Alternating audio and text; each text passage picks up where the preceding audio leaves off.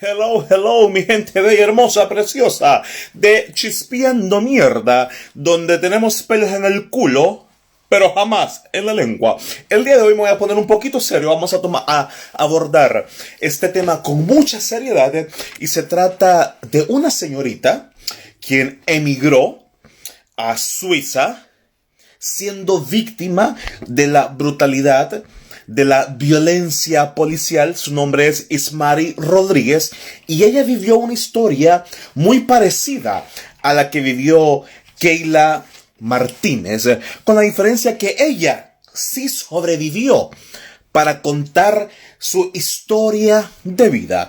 Y es importante manifestar esto cuando somos víctimas de este tipo de atentados, porque así le damos fuerza a otras personas que han sido víctimas del mismo para salir adelante, superar ese dolor, superar ese trauma y generar un precedente para que este tipo de hechos no continúen dándose ni en Honduras ni en ninguna parte del mundo. Este caso de Keila Martínez, que ha sido muy mediático a nivel internacional, así como en su momento lo fue el caso de George Floyd, y levantar la mano en contra de la violencia de género, la violencia por raza, la violencia de donde venga. No podemos permitir este tipo de situaciones. Y bueno, y específicamente en este caso de Keila Martínez, que se dio en el departamento de Intibucá, estudiante de enfermería, quien murió por asfixia mecánica, desmintiendo la versión de la policía, así como también de este señor Edgar Velázquez, quien manifestó el que presuntamente Keila, ella deseaba morir. Sin embargo, aquí prevalece el método científico, es decir, el forense dijo que ella murió por asfixia mecánica. Así que es una historia de vida fuerte, relevante, y es importante compartirla con el mundo para que este tipo de hechos no continúen dándose en... Así que sin tanto wiri wiri, sin tanta paja, sin tanta casaca, en este momento le damos la apertura a Ismari Rodríguez para contar su historia de vida. Bienvenida, Ismari, un placer, un honor y gracias porque después de muchos años, después de 6 años aproximadamente, tú te abres y cuentas tu historia de vida, pero primero que nada, bienvenida, Ismari, ¿cómo estás? Hola, muchas gracias. Gracias por darme esta oportunidad y por invitarme a tu programa. No, nosotros aquí estamos bien, tratando de todos los días estar positivos, siempre pendiente de las noticias que hay en Honduras todos los días. Y pues, como tú dices, esta historia de Keila, cuando yo la leí, yo sentí que era mi historia básicamente, solamente con un final diferente, ¿verdad? Porque lastimosamente la voz de ella sí fue apagada, la mía en aquel momento no fue apagada y yo nunca me sentí como que con la,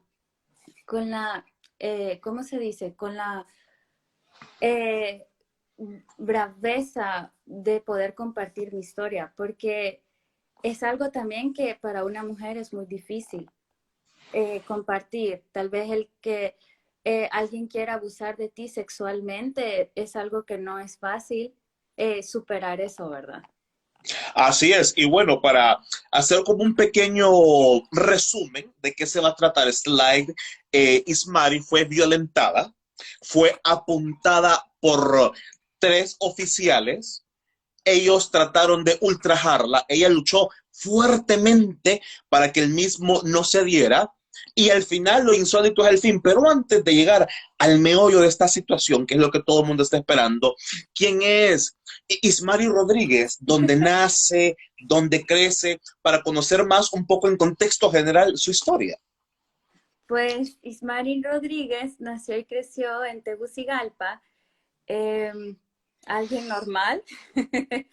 Mi papá es peruano, entonces aunque mi papá sea peruano, yo siempre me consideré más hondureña, nunca me consideré peruana, tal vez siempre me consideré como, sí, ok, tengo la oportunidad tal vez de salir al Perú también, a vivir, salir de Honduras, porque siempre como que mi familia nos inculcó salir de Honduras, porque en mi familia también se vivieron muchos casos de impuestos de guerra, amenazas, extorsiones, torturas y cosas así muy feas. Entonces, siempre en mi mente siempre existió, yo no quisiera terminar en este país.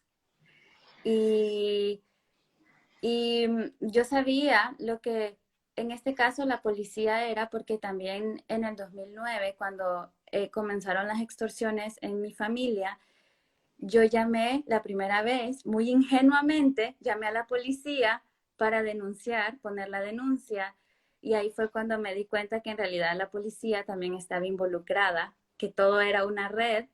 Y entonces, por eso en el 2013 también cuando yo fui atacada por un policía, yo siempre, o sea, todo el mundo me pregunta por qué no puse la denuncia y es porque yo en realidad yo ya sabía que todos estaban conectados, ¿verdad? Ahora, ya vamos a llegar a esa situación. Entonces, Ismari nace y crece en Ciudad Capital, hija de un peruano, madre hondureña, siempre Madre. con la inquietud de salir del país, dada el clima político, social de la nación. Cuando vemos esas caravanas gigantes de migrantes, es más que obvia la situación. La gente ya no puede y tú y yo somos claros ejemplos. Tú estás en Suiza, yo estoy aquí en Londres. Ahora, que ese día que se suscita este hecho donde eres violentada y ultrajada, vamos a comenzar desde el inicio. ¿Cómo empieza el día? ¿A raíz de qué? ¿Por qué tú sales de tu domicilio? Yo estaba en ese momento haciendo mi práctica profesional de la universidad en una compañía que se llama World Relief, Auxilio Mundial, que queda en Las Minitas. Ese día normal, o sea, era un jueves, eso lo recuerdo muy bien. Era un jueves normal, después de venir de hacer mi práctica profesional, llegar a mi casa, yo había quedado con mi mejor amiga porque con mi mejor amiga, yo, debido a lo de la práctica profesional, luego yo recién comenzaba a andar con mi novio en ese momento, ahora mi esposo, entonces ya llevábamos mucho tiempo de no vernos, entonces en ese momento había quedado yo que iba a ir a su casa para que platicáramos, nos pusiéramos al tanto, ella también tenía a su novia en aquel momento, entonces era más fácil para mí irme caminando que ir en carro, porque si no quería decir que tenía que ir a dar toda la vuelta al Boulevard de las Fuerzas Armadas, mientras que si yo me voy caminando solo cruzo el Boulevard de las Fuerzas Armadas. Estamos hablando específicamente de la colonia residencial Centroamérica. Correcto, correcto. Tú te trasladas de la residencial Centroamérica a la Centroamérica Oeste. Yo no, yo vivía en la Centroamérica Oeste en ese entonces. Ah, ok. Mi mejor amiga vivía en la residencial Ah, Centroamérica. perfecto. Entonces, Para entender el contexto, porque como tú dices, si te vas caminando solamente cruzas el bulevar y en carro, hay que dar toda la vuelta. correctísimo. Y Entonces, en después, ese momento, Mari, siendo una joven que está en su práctica profesional, dice, no, voy donde mi amiga caminando y me voy a ir a pie. ¿Qué ocurre en ese momento cuando Ismari decide realizar esta ruta a pie? en ese momento, otro punto también, yo llevaba un dolor de cabeza espantoso. Entonces, primero iba a pasar por la Pulpe comprando unas pastillas para la migraña. Yo tenía 21 años en ese entonces. Eso fue hace 8 años, ¿verdad? En lo que yo voy saliendo de mi casa, voy pasando la posta policial, yo iba ya como en dirección a la pulpería. En eso yo veo que hay un carro de policías normal, o sea, yo sigo caminando, a lo que habían 3 policías, a lo que viene un policía, uno de ellos, y me comienza a hablar. Pero, o sea, no de una forma normal de policía, sino que de una forma, algo no está bien, ¿verdad? Y me empieza a decir, "Ch, ch, tita, tita". Yo no hice caso, o sea, yo seguí caminando y en eso él sigue, "Ch, ch, tita, tita". Y yo, o sea, ok, voy a seguir caminando. Yo pensaba dentro de mí, porque esto no está bien, ¿verdad? "Ch, ch, tita, tita, hey, mami". Y ya comienza como que con sus obscenidades y sus vulgaridades. Yo, o sea, ellos estaban a este lado. Yo trato de hacerme la cara así como de, no te escucho, no te veo, yo sigo caminando. Eh, a lo que en eso yo siento que él me agarra el brazo muy fuerte, muy fuerte. Y entonces me dice, queda detenida por 24 horas porque usted, no, porque cuando la ley le habla, usted obedece. Y cuando la policía le dice algo, usted obedece o acata. Y entonces yo le dije, usted no me estaba hablando, usted me está coqueteando. Entonces él vino y me dijo, ¿y usted qué anda haciendo aquí de todas maneras? ¿Por qué no está en toque de queda? Toque de queda. Toque de queda sucedió en el 2008, 2009. Y además son las 7 de la noche, no son ni siquiera las 8, 9 de la noche. En- Vino él y me jaló del pelo de un solo y me comenzó a meter a la segunda cabina del carro. Yo rapidito Esto traté, fue en la Centroamérica Oeste, correcto, en la cercano a Centroamérica. la costa de la Centroamérica Oeste. Correctísimo, correctísimo. El policía, para poner en contexto, la gente entienda mejor, le comienza a coquetear, siendo una joven frágil, vulnerable. Él Claro, insiste y al verse que la chica no cede a sus patrañas, él comienza a usar la fuerza, la coge del brazo y trata de obligarla a meterla en la parte de atrás de la cabina del vehículo. correctísimo, correcto. Ahora, ¿qué ocurre en ese momento cuando él comienza a usar la fuerza contra una joven vulnerable, una jovencita de 21 años, que a los 21 años hasta cierto punto tenemos cierta inocencia? ¿Qué ocurre en ese momento? Yo lo único que yo, porque él me comenzó, porque yo recuerdo que ya los policías ya estaban como en posición de disparo, o sea, ellos tenían sus armas ya en sus brazos, así como un policía cuando se para y ya ellos ya tienen sus armas, ¿verdad? Como que ya listos para disparar. Entonces, yo recuerdo en ese momento, lo único que se me ocurrió fue gritar con toda mi fuerza, gritar hasta que me explotaran los pulmones. No por el hecho, tal vez, de que eso me salvaría, sino que tal vez alguien escucharía mis gritos, alguien tal vez me rescataría, o en el caso de que mi paradero, o en el caso de que algo sucediera y ellos me fueran a tirar a otro lado, porque que mis padres me anduvieran buscando, entonces que para que fuera más fácil tal vez encontrar mi paradero, para que cuando ellos anden preguntando si han visto a mi hija, si han visto a mi hija, la gente pueda decir, sí, le escuchamos gritando, esto fue lo que pasó, y no vayan a pasar por toda esa angustia de tratar de atar cabos, de qué fue lo que pasó, dónde la buscamos ahora, no sabemos qué más hacer, qué más continúa, ¿verdad? Entonces yo lo único que hacía era gritar con toda mi fuerza. Me acuerdo que el policía trataba de cerrar la puerta y yo puse mi pie entre la puerta para que la puerta no lograra cerrar. Y él seguía intentando cerrar y seguía intentando cerrar y seguía intentando cerrar. En el área había más personas, de repente hubo un transeúnte circulando en esa zona o estaba completamente solo. Estaba completamente solo. Primera vez en toda mi vida que yo vivía ahí que estaba completamente solo. Nunca había estado tan solo. Y yo he pasado por esa posta, yo había pasado 1 millón de veces por ahí.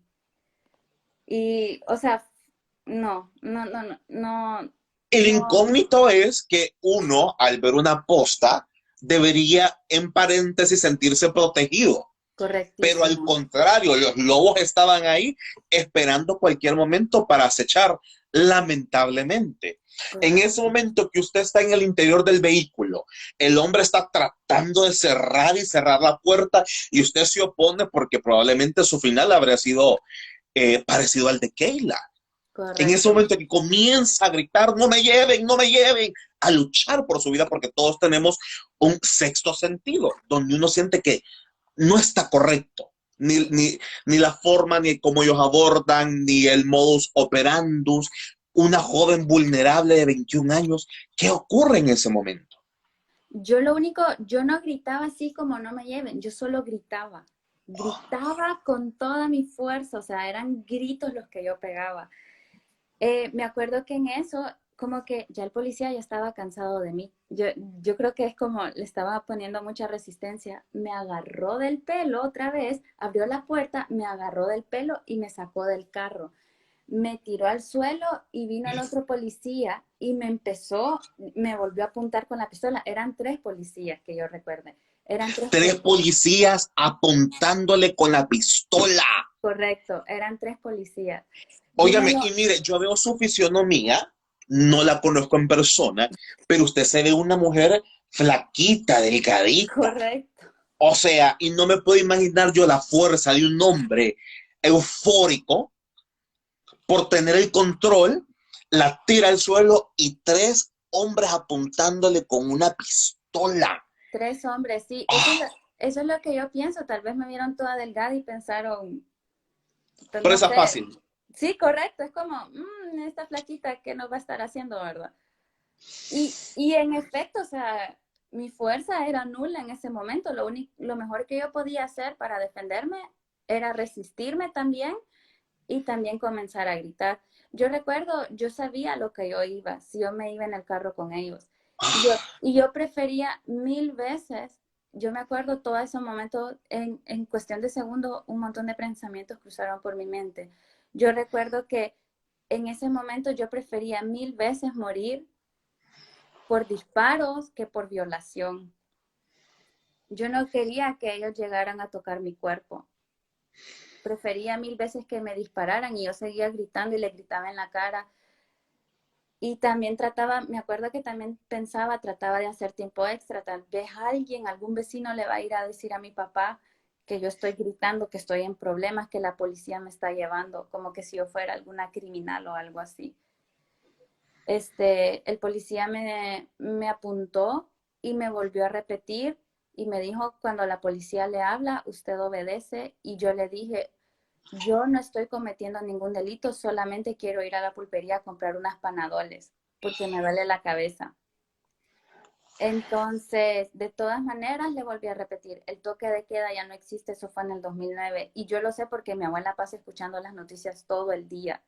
Y en todo el día que he escuchado las noticias jamás se ha escuchado algo de toque de queda. Él me dijo, mañana usted puede llamar a la oficina de la policía y puede preguntar. Y pregunte, mire mi nombre, no recuerdo exactamente cuál era el nombre O de él. sea, ellos la ven pasando, la ven como es bonita, es flaquita, Es es flaquita. presa fácil. Correcto, eso, Comienzan como a persuadirla como soy la ley, obedeceme, correcto. y comienzan a utilizar elementos falsos como el toque de queda, usted me tiene que hacer caso. Viene una joven de 21 años vulnerable que ellos creían que era bruta, ignorante y Mm, que no iba a hacer fuerza, no iba a hacer uso de la fuerza. En correcto. ese momento ella se enfrenta con una mujer determinada que no es tonta ni manipulable. No fue una fresa fácil. No, Y tristemente, si usted hubiera accedido o se hubiera cohibido o no hubiera hecho uso de la fuerza, usted probablemente habría sido ultrajada y estaría muerta. correcto, correcto. Yo no sé por qué, de verdad, lo que mencionaste antes sobre el sexto sentido y algo es cierto, yo sabía que si yo me iba en ese carro, yo sabía, tal vez no sé mi desenlace cuál iba a ser. Yo ya lo miraba, porque es imposible que un policía, la ley, le empiece a hablar a una muchacha, sí, vulnerable, de esa manera. Él no tiene ningún derecho a hablarme así, no, ni siquiera de agarrarme así. Y en el momento que él puso sus manos en mí, él ni siquiera me trató como, qué sé yo, como a una mujer. O sea, él me Como trató la trató como un tuco de carne que me puedo comer. Tita, venga correcto, acá. Ah, no querés, vení. O sea, qué feo, ¿no? Sentirse como una presa, sentirse como un tuco de carne que no valgo nada y estoy vulnerable a tus deseos sucios y pervertidos. Qué feo, correcto, qué correcto. fuerte, No, no se qué puede así. fuerte. Ahora, mi querida Mari, cuando usted está en el suelo, le están apuntando 3 armas. ¿Usted qué hace? ¿Qué pasa por su cabeza en ese momento?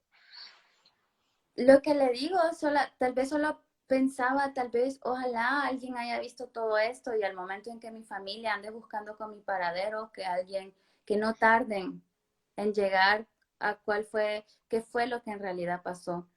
Y eso fue más que todo, tal vez que se tardaran tanto en encontrar mi cuerpo y que sintieran tanta angustia por tanto tiempo.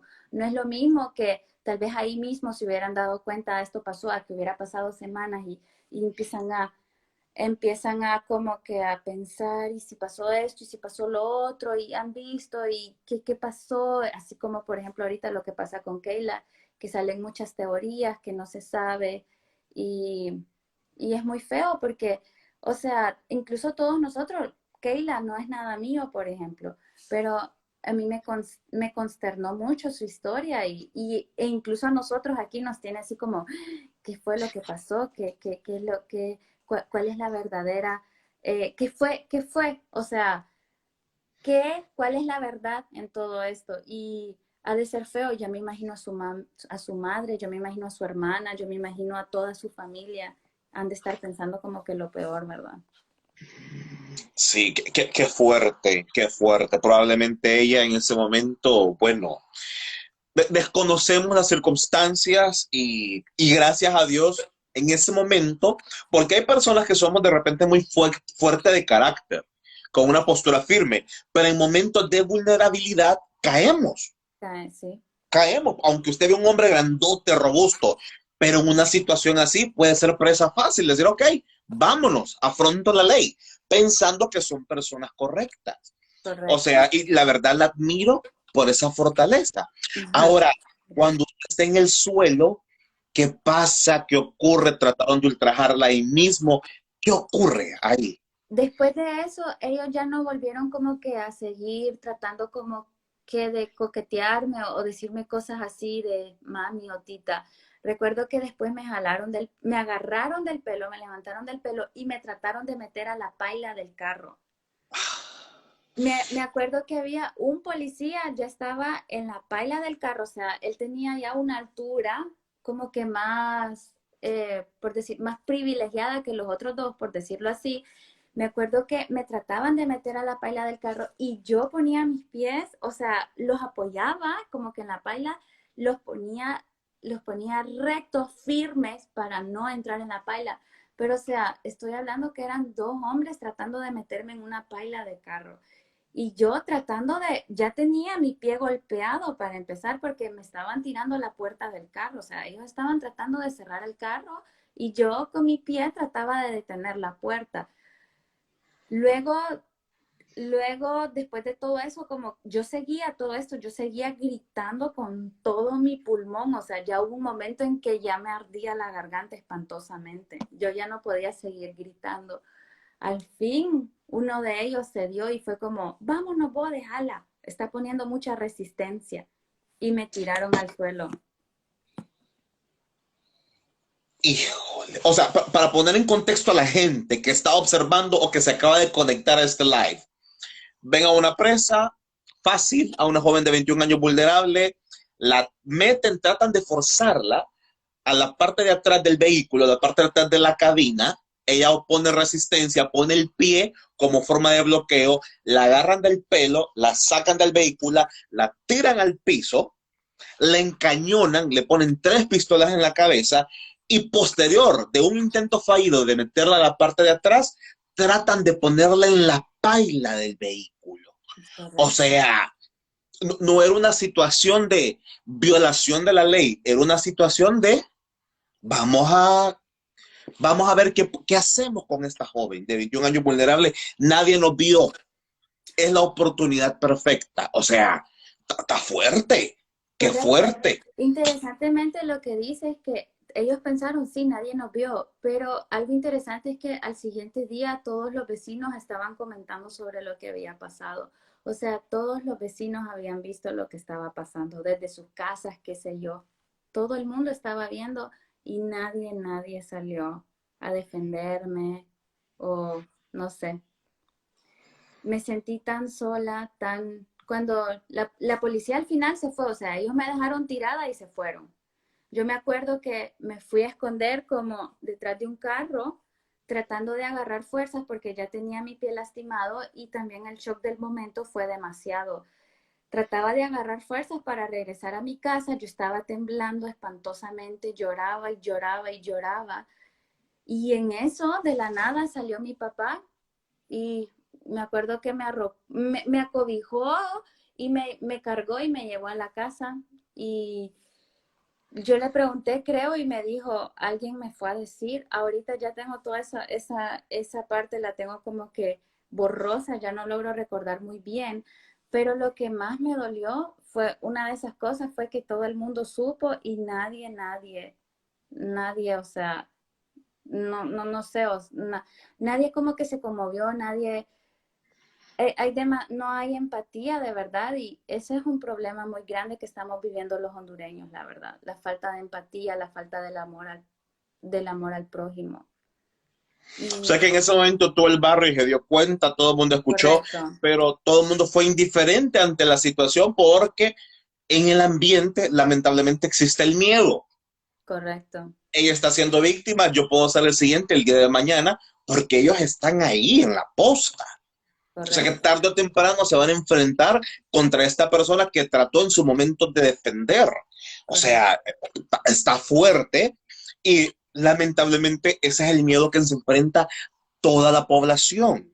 correcto. Ahora, cuando esto ocurre, mi querida Ismari, hay muchas personas que son, perdonando la expresión, que son brutas y juzgan a una persona porque en su momento no habló, no denunció, lo cayó. Los factores son muchos, más en un país como Honduras, lamentablemente.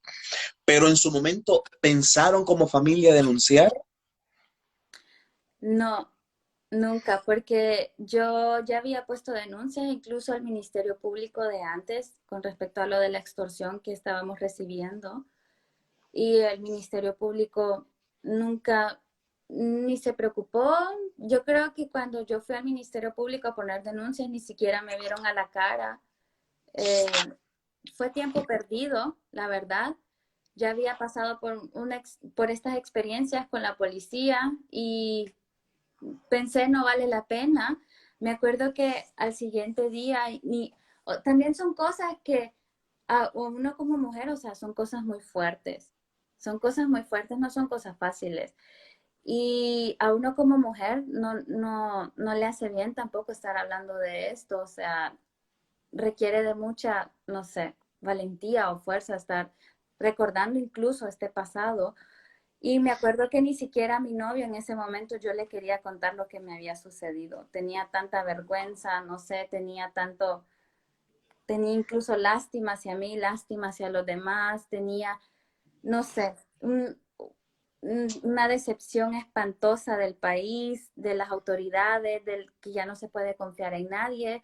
Si las autoridades no me defienden, entonces ¿quién? O sea, ¿a quién le puedo yo poner la queja de que un policía trató de acosarme o de violarme? No. Pensé, esto no vale la pena y a las pocas personas que les conté no recibí así como que mucha apertura, entonces por eso también me lo tragué por mucho tiempo, me lo tragué. Totalmente, y no la juzgo, jamás la juzgaría. Y cuando ocurren este tipo de situaciones hay que ser empáticos con quienes Correcto. sufren este tipo de abusos.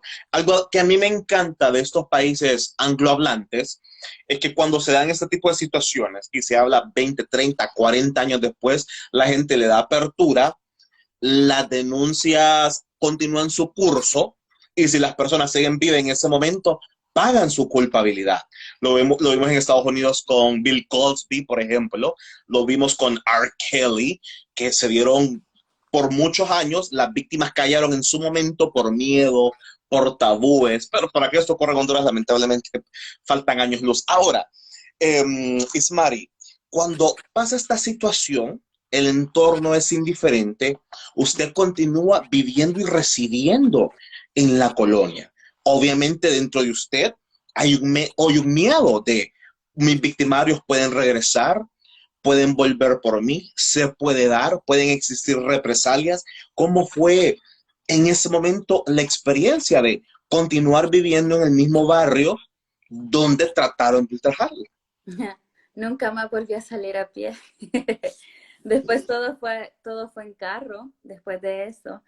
Este, Mis padres vendieron la casa y rapidito se mudaron a otra colonia, tal vez un poco más segura, pero fue muy feo, o sea, pasar por la posta policial. Después la posta policial, yo no sé ahora cómo está esa posta policial, pero estuvo mucho tiempo, estuvo vacía, porque después a la semana, o sea, encontraron que en efecto la posta policial de la Centroamérica Oeste estaba metida en muchas cosas que no tenían que estar haciendo, ¿verdad? O sea, no estaban protegiendo, estaban en otras cosas. Entonces esa posta también pasó mucho tiempo, pasó vacía. Entonces me daba más seguridad tal vez saber que en esa posta estaba vacía a que estaba lleno de policías. Recuerdo después, ya me acordé, recuerdo que después empezaron a llegar otros policías, pero sí fue como, no sé, era muy feo. Gracias a Dios después logramos mudarnos de ahí y pues, bueno, yo me casé antes, creo, yo me casé antes y después mis papis se mudaron de ahí. Entonces ya nunca más volví a tocar, a poner mi pie en esa colonia y espero no volverlo a hacer tampoco porque son recuerdos muy feos, la verdad. Sí, y el trauma está vivo. O Claro, sea, cuando volvemos a pasar por, por el mismo paisaje, volvemos a vivir la situación porque vienen muchas fotografías inconscientemente en nuestro cerebro y nunca hay como una sanación interna. Pasar por la misma zona, ¿no? correcto, correcto. Es muy feo. Incluso ahora que la última vez que regresé de Suiza y pasamos por ahí también, o sea, fue una cosa muy fea, la verdad. Y son cosas que lastimosamente uno también tiene que aguantárselas y tragárselas, ¿verdad? Porque es como volverlo a decir, es como, no sé, como, mejor Volverlo a vivir. prefiero, correcto, es como, prefiero no hablar de eso, o sea, prefiero no volver a recordar o cuando pasamos por ahí es como doy la vuelta, sí, digamos, porque creo que fue en el 2016 o en el 2017 que fuimos para San Pedro, entonces el Boulevard de las Fuerzas Armadas lleva para o sea, conduce Es a la salida del norte. sí, correcto, entonces era como, no quiero ver ahí, Volteo mi cara para no volver a vivir la traumática experiencia. correcto, sí, Lo curioso de esto, y Ismari, que usted en su publicación de Facebook, usted hace mención que unos años o meses después sale toda a la luz la corrupción que había en esta posta, lamentablemente, y que era toda una serie de hechos delictivos sin fin, eran múltiples. Y usted reconoció a las personas que trataron de ultrajarle en ese momento, que eran efectivamente quienes iban enchachados en la publicación. Usted los reconoce. fíjese que no, yo solo leí la nota, creo que yo no me acuerdo, yo lo leí en el periódico, yo no lo leí online, no, salían tal vez fotos o algo así, pero en sí yo no me acuerdo tal vez haberlo reconocido porque también lo que a mí me sucedió fue en la noche. No fue durante día. Y yo recuerdo que yo evitaba hacer contacto a los ojos con los policías. O sea, tal vez sí los miraba, pero rapidito trataba de quitarles la vista. No los quería ver. No quería. Tal vez fue tonto de mí porque mejor hubiera sido tal vez que yo hubiera hecho contacto con ellos para después reconocerlos o qué sé yo, ¿verdad? Pero no, lastimosamente en ese momento no. Yo evitaba a toda costa cualquier contacto con ellos.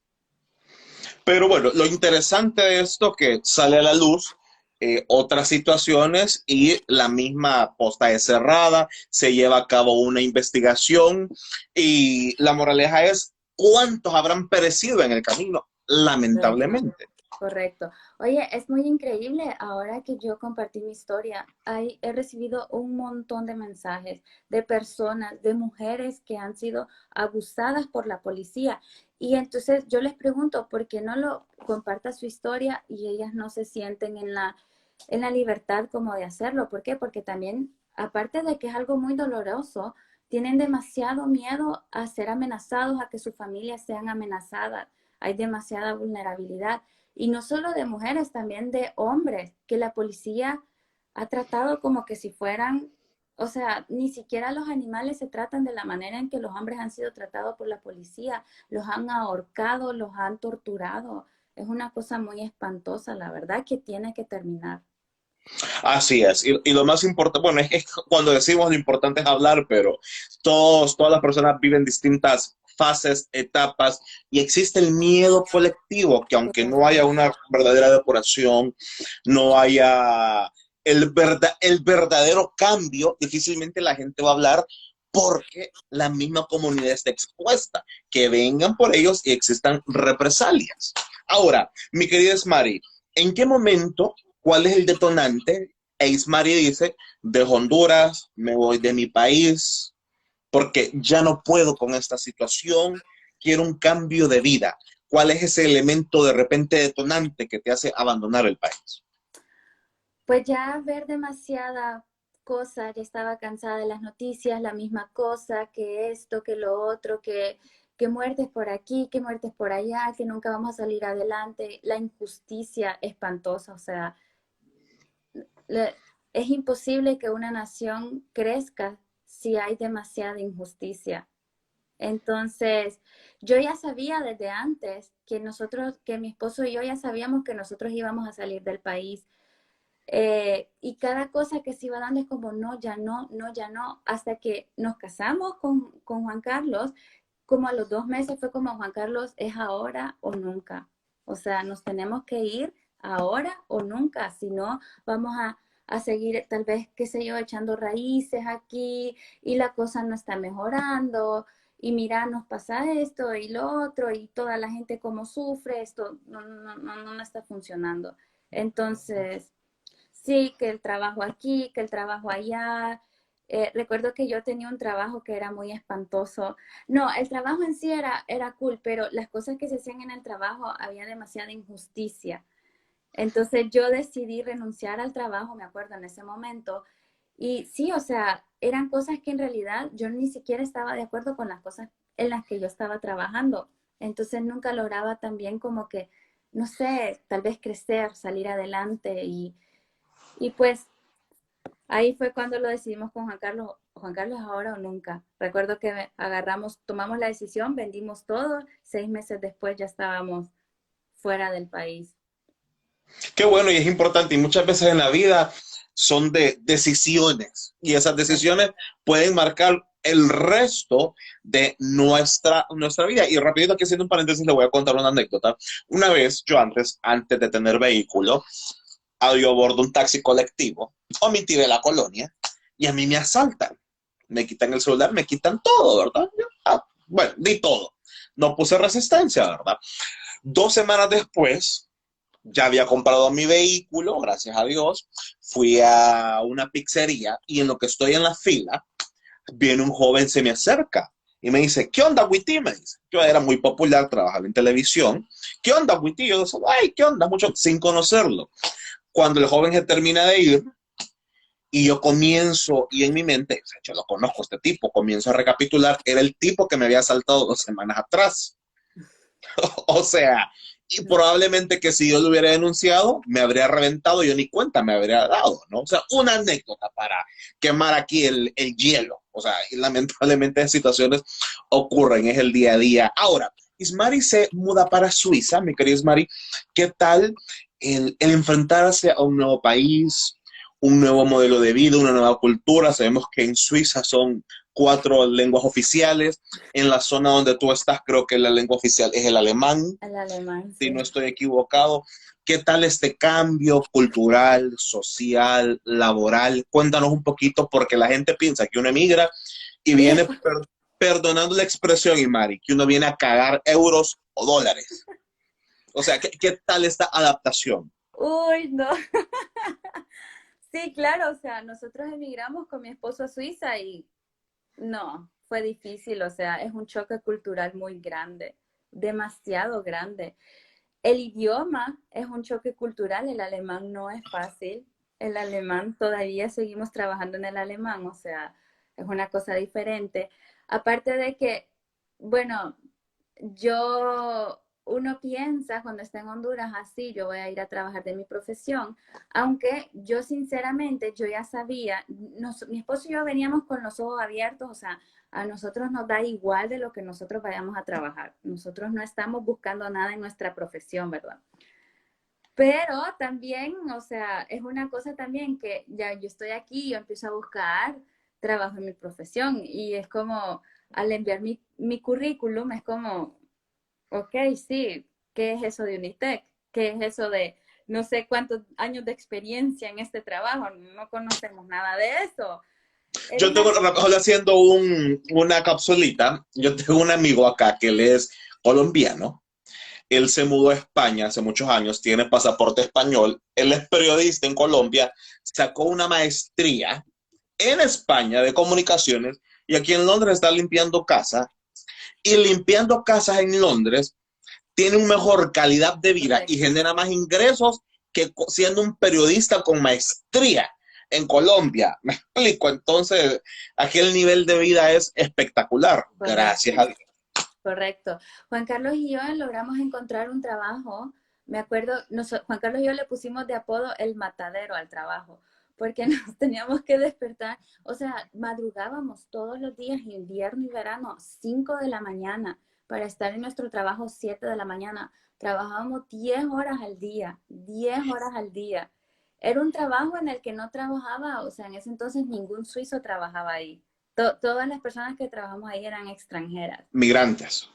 Correcto, correcto, lo típico, ¿verdad? Pero, o sea, nada se comparaba tampoco a poder salir de tu casa y tener esa seguridad, que no te dé miedo, que alguien te va a agarrar, te va a irrespetar, que, que, qué sé yo, que era otra cultura diferente. Sí, era muy chocante, al comienzo era demasiado chocante, para mí especialmente porque es otra cultura. Yo soy totalmente latina. Yo no tengo ninguna pizca de europea en mi sangre. Nada, nada. Ni el clima, ni el color de piel, ni de pelo, ni de ojos, ni de nada, ¿verdad? Yo soy totalmente latina. Mi esposo sí, mi esposo obviamente, su mamá es suiza, pues él trae ya, como que ya la cultura ya la trae en su sangre, sea como sea, le encantan los quesos suizos, a mí me encantan los quesos hondureños, por ejemplo. En Entonces, algún momento, bueno, yo tengo muchos amigos en Suiza, por fortuna, y de repente Ismari en este choque cultural a una nueva sociedad por ser de un tono de piel de repente un poco más oscuro que el común denominador en la zona donde la gente es muy blanca, de repente se siente en algún momento discriminada, menospreciada, porque se da, a veces no son actos meramente de frente, pero a veces ciertas actitudes o comentarios se da. A mí me ha correcto. pasado. ¿Lo ha ¿De vivido en algún verdad? momento ahí en Suiza? Nunca en la vida. Nunca, nunca, nunca, nunca me he sentido discriminada, nunca me he sentido jamás. Es increíble, yo no sé, pero yo siento, no sé si estoy en lo correcto, pero hasta ahora lo que yo he sentido, los suizos son muy abiertos culturalmente hablando.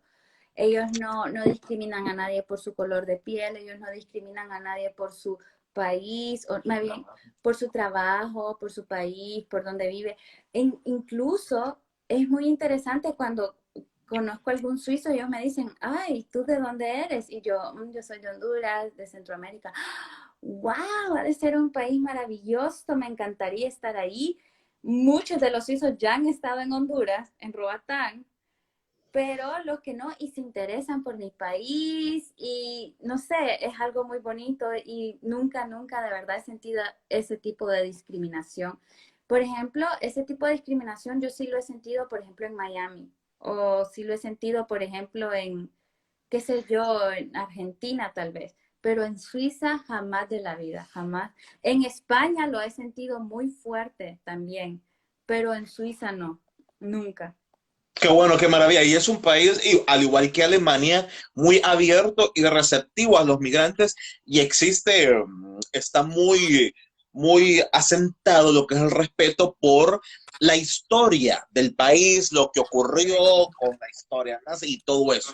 Existe un fuerte respeto a la integración cultural para que no se repita el pasado. Y eso es algo que a mí me encanta de estos países. Ahora, una vez que Ismari está en Suiza con un nuevo idioma, una nueva vida.